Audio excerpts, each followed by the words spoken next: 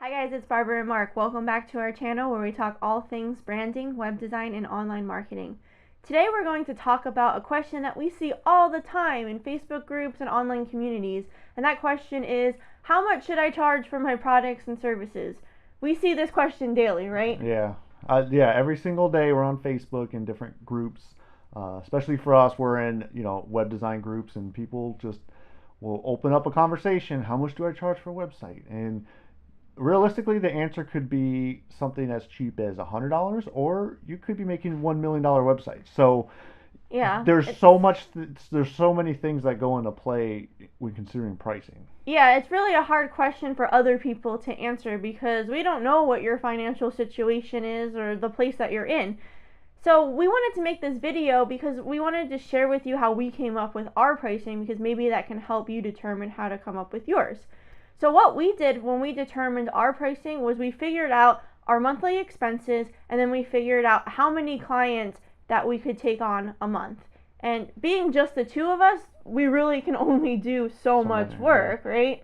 Yeah. So if we took on more clients, then we would have to charge less money, and we don't want to go that route. So you're kind of like playing this balancing game of how many clients do you want to take on, depending on how much your expenses are and how much you need to live. So to some Yeah. people, they might only want one big client a year, or other people might want uh, 50 new clients a month. So you have to figure that part out. Right, and being just the two of us, we can only take on maybe 3, 4 clients a month at the most, because otherwise we're going to have to hire employees to help. But if you have a big staff and you have people that can do, all this work for you, then you might be able to take on a lot more clients. So you really have to factor that in.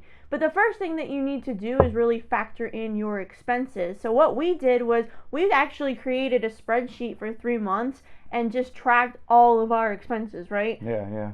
Every single thing that we did, we tracked. How much we went out to eat, office expenses, everything like that. Everything, Yeah. every little thing that we bought, we saved the receipt and we put it into this spreadsheet, and that determined how much money we were spending every month, because there's a lot of things that you don't realize that you spend, that coffee, or that little snack that you buy at the gas station, like all those little things add up, and we just wanted to be really diligent, so we really had an accurate number of the expenses that every month we had, so we knew going in how many clients we would need to make sure we could still live the same life that we were currently living.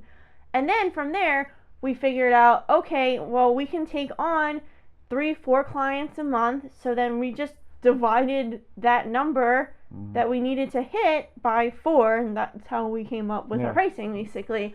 And yeah, what I noticed is after we did those 3 months of data analysis on our expenses, we figured out ways to actually cut down some of those expenses. Because when you start to see it on paper, you're Uh-huh. like, oh, I don't need to subscribe to this, like Netflix or Hulu, whatever it may be. Little expenses will add up a lot. Yeah, we actually ended up cutting our cable and our phone service, and that saved us a ton of money. And we saw how much we were going out to eat every month, and we decided we should probably cut that back. One, because it's a lot of money, and two, because it's not as healthy, right? You're not No. eating healthy generally when you're going out to eat all the time. So we started eating more at home, and that helped cut our expenses. But we do realistically have a number that we want to hit every month, and we divided that number by the amount of clients that we wanted. But you have to also factor in, obviously, things happen in your life, and there's going to be Savings. house Yeah. expenses.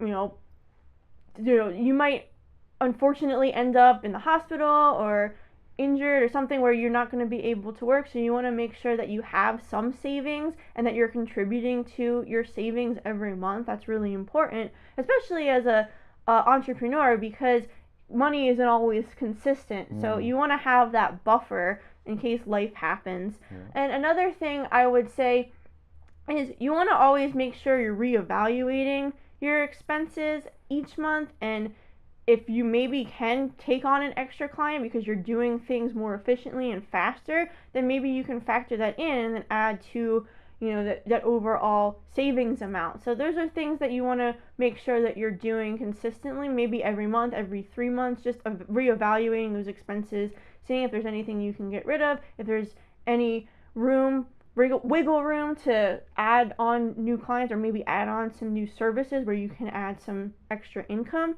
definitely want to do that as well. But anything else that you can add? No, I covered everything basically. But yeah, the key takeaway is keep your expenses low. Figure out exactly how much money you need a month to save, to live off of, and just go from there. Like you have to know exactly how much you need a month, and it can't fluctuate. Like you can't one day just decide I want to buy a Mercedes and then have hundreds and maybe thousands of dollars due a month because of a car, and then be like, oh, I'll just take on 2 new clients. No, you can't do it like that. Yeah, I mean, if that's a goal for you, buying a new Mercedes, then you can factor that into how many clients you have in a month. You're gonna have to increase the price or increase your clientele. Right. Like you got to think about that. You can't just say I'm just gonna keep going the route I'm going. Oh, and I want this $100,000 car or something. You can't do that. You're gonna be out of business real fast. Yeah. Yeah. So that's how we came up with the pricing. Hopefully, you guys found that helpful in determining the prices for your products or services. If you like this video, hit thumbs up, like and subscribe. Thanks for watching, guys.